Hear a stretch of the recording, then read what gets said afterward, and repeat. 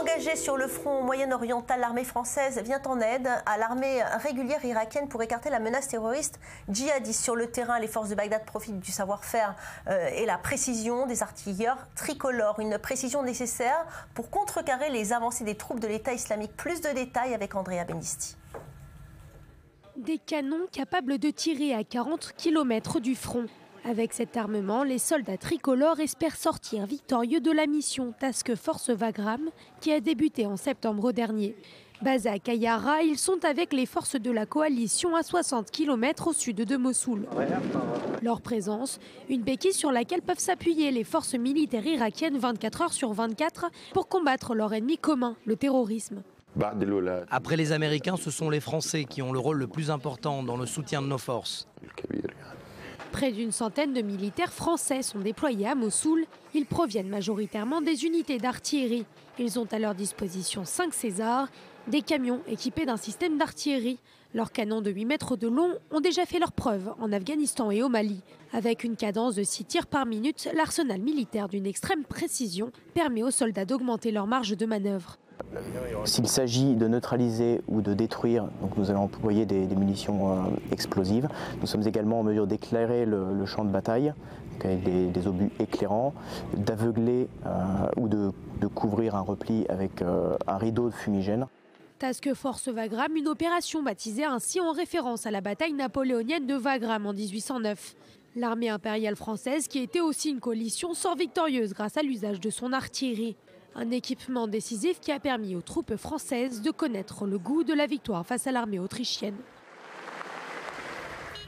Et pour contrer le soutien français aux forces irakiennes et djihadistes de l'État islamique font appel aux drones, la nouvelle arme en vogue utilisée dans la plupart des zones de combat. Jonathan Serrero. Oui, des drones à grenades de ce type qui sont devenus les nouveaux soldats de ces zones de combat. Des drones à grenades de plus en plus utilisés par les forces djihadistes pour combattre les forces irakiennes. C'est une manière pour eux de compenser leur manque d'effectifs et de moyens aussi. L'État islamique joue sur l'effet de surprise et sont passés maîtres dans l'art de transformer les objets du quotidien en explosifs. Ils le font avec des équipements ménagers ou des véhicules. Ces drones constituent la force de frappe aérienne de l'État islamique, vu que les djihadistes ne possèdent pas d'avions militaires de ce nom, dignes de ce nom, des drones qui leur coûtent tout de même $1000 sur Internet ou dans le commerce. Bon, c'est quand même un armement artisanal qui présente tout de même des limites face à la force de frappe des armées irakiennes soutenues par la coalition internationale, Jonathan. Ouais, même si dernièrement ces drones à grenades ont tué tout de même 2 combattants kurdes et blessé 2 hommes des commandos français. C'était le 2 octobre dernier à Erbil.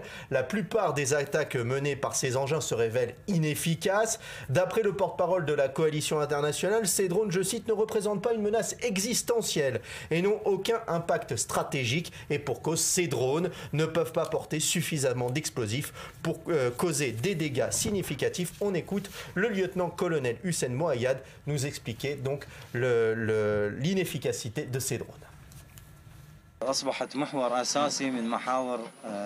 Le drone est devenu un élément de base pour le commandement de la police fédérale. Il soutient l'avancée des troupes et leur apporte de la sécurité à 4 ou 5 km. Nous avons amélioré ces appareils pour leur donner plus d'amplitude et davantage de temps de vol.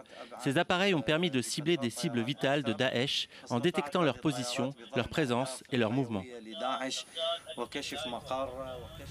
À ce propos, Valérie, les forces de la coalition encouragent les forces irakiennes à mieux former ces ingénieurs au maniement des drones, et ce afin de mieux contrôler ces engins volants suspects. Pour les responsables des forces internationales, l'État islamique devrait à l'avenir faire l'acquisition de nouveaux drones plus sophistiqués. Et confrontés à la violence quotidienne et aux fusillades, les enseignants américains se trouvent dans l'obligation de se défendre. Des formations au maniement des armes sont dispensées depuis plusieurs années pour faire face à l'intrusion d'un tueur au sein de l'établissement scolaire. C'est le cas dans cette école de Pennsylvanie où les professeurs participent, vous allez le voir, à une simulation grandeur nature d'une attaque à main armée. On regarde. Une matinée ordinaire dans ce lycée de Pennsylvanie, quand soudain, un tireur fait irruption dans le bâtiment.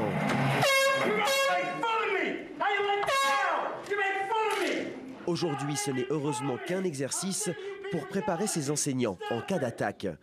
Barricader la porte, neutraliser le tireur, des gestes qui peuvent faire la différence. Plus nous pouvons empêcher une personne de rentrer dans cette pièce, plus elle sera susceptible d'abandonner et de chercher notre cible, car elle sait que son temps est compté, sachant que les policiers sont en chemin. Pour ces enseignants, le but est ensuite de préparer leurs élèves au pire. Une formation particulièrement importante pour les tout-petits, selon certains instituteurs. C'est difficile quand ils sont vraiment jeunes, car ils sont un peu perdus, ils sont séparés de leurs parents pour la première fois, et on leur dit « vous devez vous préparer en cas d'attaque par un tireur, mais il faut qu'ils soient prêts ». C'est un ex-policier qui a imaginé ce programme après le massacre de Columbine en 1999. La formation est devenue encore plus d'actualité depuis la tuerie à l'école primaire de Sandy Hook en 2012, où 27 personnes sont mortes, pour la plupart des enfants.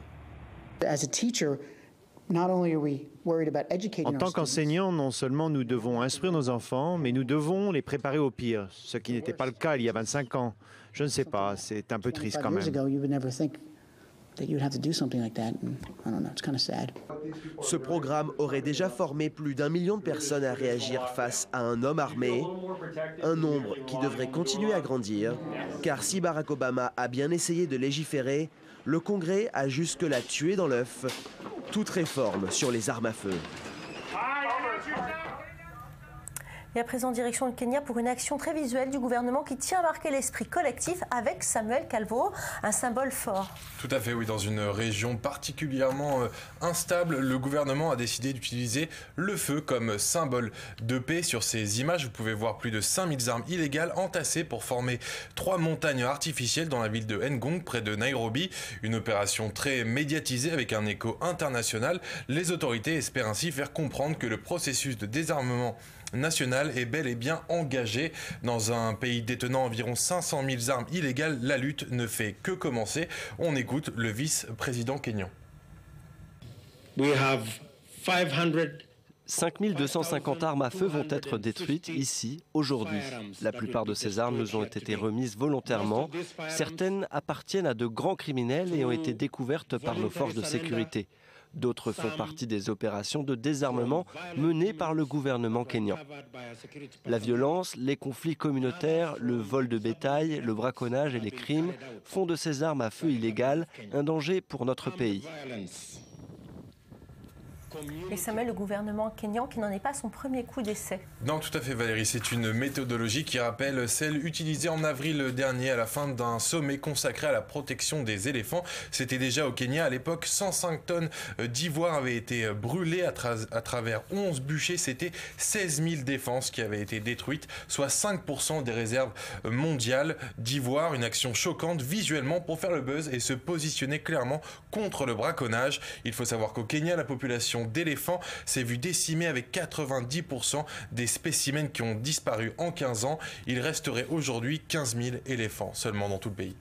Direction maintenant l'Ukraine, un pays miné par un conflit avec son voisin russe, un état de guerre qui oblige les adolescents du pays à se former au maniement des armes. Des jeunes âgés entre 14 et 19 ans participent à des camps de formation. Organisés aux 4 coins du pays, ils seront envoyés au front dès la formation terminée. Un sujet préparé par Andrea Benisti, regardez. Comment assembler une arme de guerre? Une question dont ces adolescents connaissent maintenant la réponse. Ils l'ont appris au club Donbass patriotique. Ces élèves attentifs ont entre 14 et 19 ans et aspirent à une chose, défendre leur territoire. Je pense que personne ne tombera d'accord. Chaque côté va se battre pour son territoire. L'Ukraine essaiera de prendre le Donbass, car officiellement c'est leur terre. Chaque homme se bat pour lui-même. Depuis le déclenchement du conflit territorial entre les forces armées ukrainiennes et les séparatistes pro-russes il y a 2 ans, au moins 5 clubs comme celui-ci sont sortis des entrailles des terres du Donbass. Dans la République populaire autoproclamée de Donetsk, les habitants reviennent peu à peu à l'éducation militaire, connue sous le RSS. L'enseignement des rudiments de la guerre, une pratique qui se répand progressivement depuis que le conflit s'enlise. Nous leur apprenons tout jusqu'au départ sur le terrain, comment creuser une tranchée et un entraînement offensif et défensif. Nous avons des instructeurs formés. Une pédagogie de la guerre qui ressemble presque à un enseignement scolaire. Le résultat d'un conflit qui a provoqué la mort de 6400 personnes, en majorité des civils.